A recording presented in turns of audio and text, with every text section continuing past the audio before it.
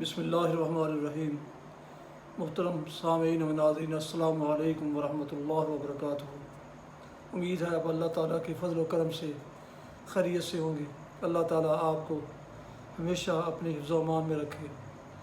کڑوے گلاب سلسلے کا ولاگ پیش کرتا ہوں۔ آج کا ولاگ ہے کزن میرج۔ زر، زن اور زمین تین ایسی آئٹمیں ہیں جن کے گرد دنیا گھومتی ہے، یا یوں کہیے کہ جن کے حصول کے لیے لوگ دنیا کو اپنے گرد گھماتے ہیں۔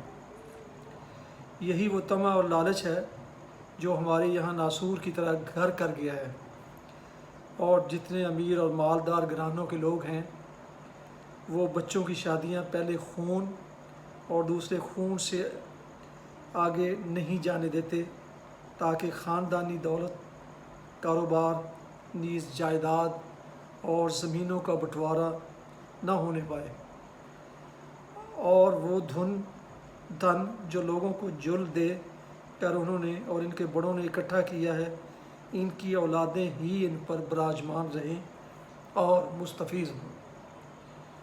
بعض ظالم انسان تو اسی سوچ میں گرفتار رہ کر اپنی بہنوں اور بیٹیوں کی شادیاں قرآن سے کر دیتے ہیں، اور تا زندگی ان کے جذبات کا قتل کر کے ان کی بد دعائیں لیتے ہیں۔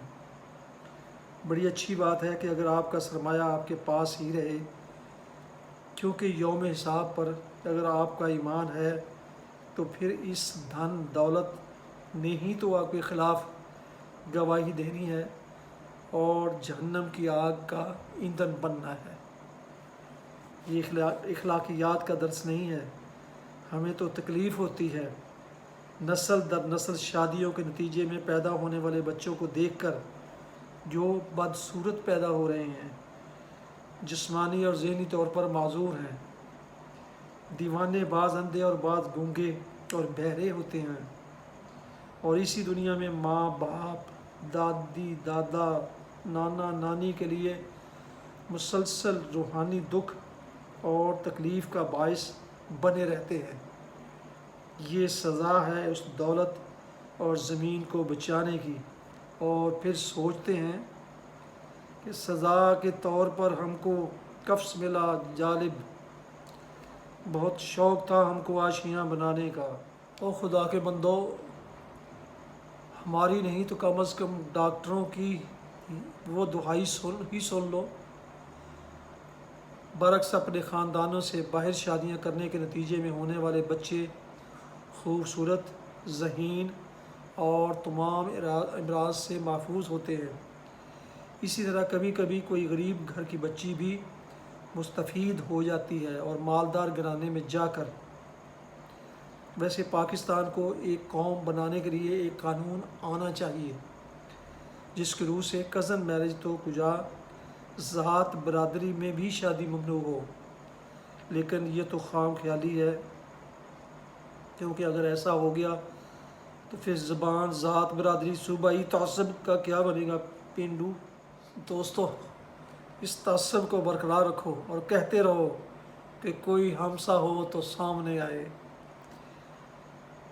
یہ سوچ، معاشرتی بندھن اور ایسے خیال تو ہمارا قومی ورثہ اور فخر ہے،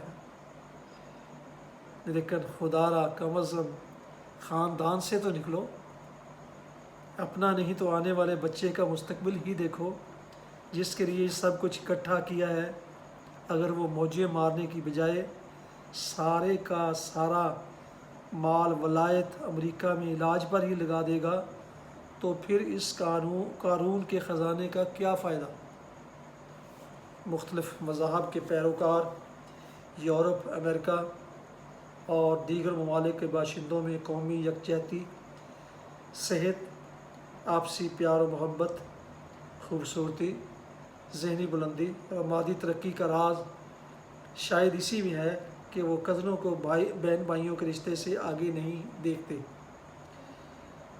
اس میں قسمت کی خطا ہے نہ زمانے کا قصور، غم تو انسان کے جینے کی سزا ہوتے ہیں۔ اللہ آپ کا۔ ناظرین و سامعین محترم، یہ تھا آج کا ولاگ کڑوے گلاب سے لیا گیا۔ یہ مضمون جناب محمد سلیم بٹ کی تصنیف کڑوے گلاب سے لیا گیا ہے۔ محمد سلیم بٹ جو کہ اور کئی کتابوں کے مصنف ہیں، وہ عجیب لکھتے ہیں، بہت خوبصورت لکھتے ہیں۔ تو انہی کا ولاگ میں نے ابھی پیش کیا ان کی کتاب کڑوے گلاب کے ایک مضمون کا۔ جن دوستوں نے ابھی تک میرے یوٹیوب چینل BA رشیدی کو سبسکرائب نہیں کیا تو ایسے مضمون، دلچسپ اور معلوماتی مضمون حاصل کرنے کے لیے میرے اس یوٹیوب چینل کو سبسکرائب کریں، اور نہ صرف سبسکرائب بلکہ ساتھ لگی بیل آئیکن کو بھی دبائیں تاکہ آئندہ آنے والے نوٹیفیکیشن ان کو برابر، باقاعدہ اور بروقت ملتے رہیں، اور ایسے سے ہمارا آپ کا یہ تعلق جڑا رہے گا۔